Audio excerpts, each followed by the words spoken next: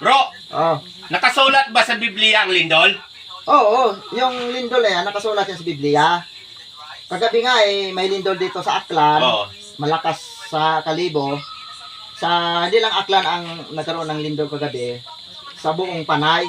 Panay Pero ka. mahina lang.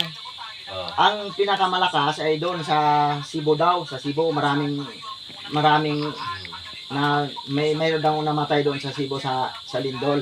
Pero ang paliwanag ng science sa pati sa lindol, may bato daw sa ilalim ng lupa na gumalaw. Oo. Tapos yung tubig gumalaw, umalon. Tapos yung lupa dito ay yung umaalog-alog kaya nagkaroon ng lindol. Yun ang paliwanag ng science, pero hindi ako naniwala diyan. Ang paniwalaan ko ang nakasulat sa Biblia. Kasi ang lindol na yan ay sa galit ng Diyos ay yanig niya ang lupa. Kaya ang may kagagawa ng lindol na yan ay ginawa yung sa kamay ng Diyos yon.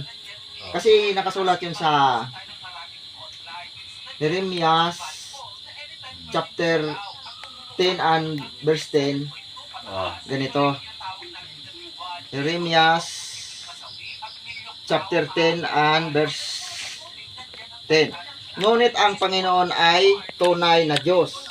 Siya ang buhay na Diyos at walang hanggang hari. Sa kanyang puot ay nayayanig ang lupa. At hindi matatagalan ng mga bansa ang kaniyang galit. Kaya pala nagkaroon ng lindol ay yinayanig ng Diyos ang lupa dahil sa galit ng Diyos. Kaya nagkaroon ng lindol. Yun pala ang dahilan sa nagkaroon ng lindol.